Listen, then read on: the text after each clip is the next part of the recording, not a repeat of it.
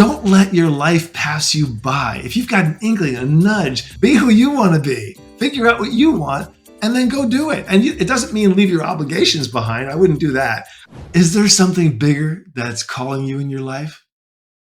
It's one of the most important questions that you can ever ask yourself. And you may want to ask it from time to time, put it in the calendar and ask yourself that question over and over again. Here's why. We often don't get just sort of like, telegram showing up at your door, a little person in a funny hat with a big thing for you to sign for a thing that says, you open it up and says, here's the bigger thing calling you in your life. It doesn't show up like that. It shows up as a sort of an inkling or an idea. There's an old story that says someone first gets a tap or maybe a whisper, and then they get a little bit of a nudge, and then they get a shove.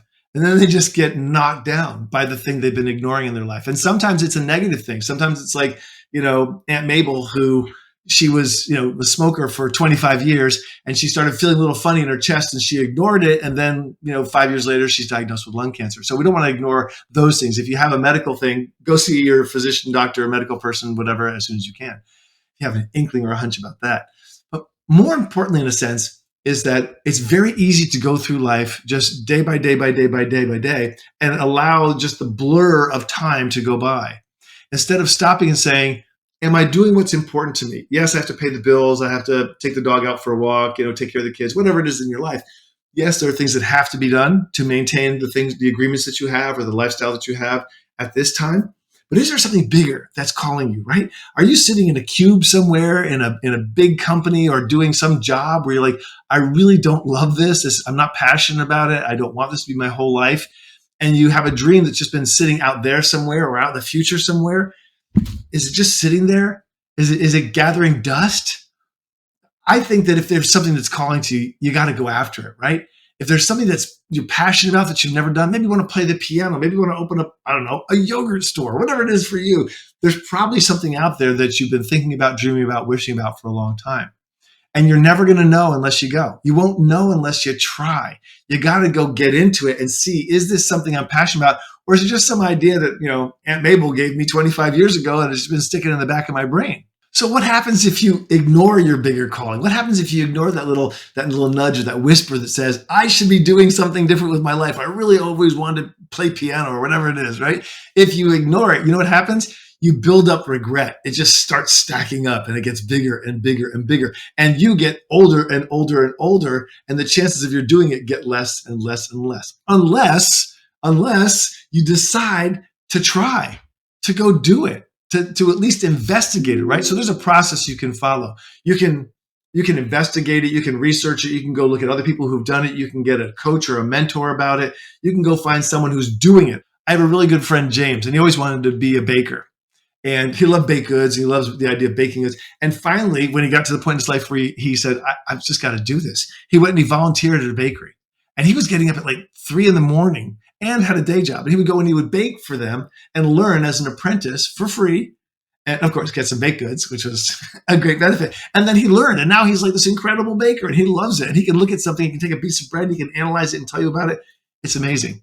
So the whole idea is don't let your life pass you by. If you've got an inkling, a nudge, a desire, a whisper in your ear that's just been there for a long time, stop and think about it. Is this my actual true desire?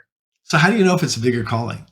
It's a really good question. You should ask yourself that because you might want to do 100 things, right? What's the one thing that you just can't, it just never leaves your mind? Like, I've really always wanted to do that. I wanted to climb this mountain or I wanted to go to this art festival or something that maybe that's a simple thing. You can just go. It's a one-off thing. Or maybe it's I want to be something. The thing that you have to do is listen deeply to yourself. Get quiet. Take time. Get a pen. Get paper. Sit down with your laptop. Whatever. Go out into the park and sit at a bench on a sunny day and just think about it and allow your subconscious mind to give you the answer. Is this something I really want to do? And why do I want to do it? And what am I going to get when I actually achieve it?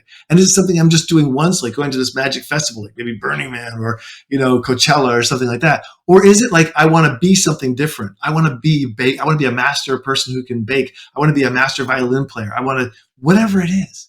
It doesn't matter what it is because it's your life and you get to do what you want. And if it seems too big, just start learning about it. Because the more you learn about it, the more you'll find out, is it something I really want to do? Because you might find out it's not like a 6-month baking apprenticeship. It's a 6-year, 60-hour-a-week job to learn this one thing that turns out you really don't. And so the other thing is this: trust yourself, trust your feelings, trust your passion. We in our society get so scrunched down by all the events of life and all the big politics and the economy and the jobs and the family and all the stuff and the expectations on your life of who you're supposed to be.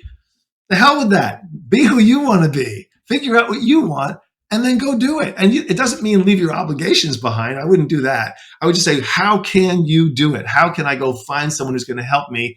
It's who, not how.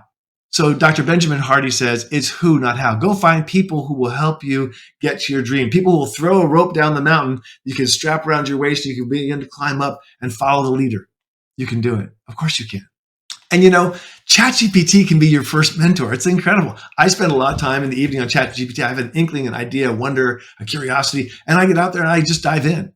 Just dive in, because the closer you look, the better it's going to look. Or you're going to say, yeah, that's not really what I want to do. I don't want to climb Everest. It's crazy. So if you're thinking about wanting to change your life, check out down below. We've got a wonderful guide and checklist for you. Take a look at it. Apply it. Use it. Go have fun. Go check out ChatGPT. This is your life, and you deserve to have your dreams come true.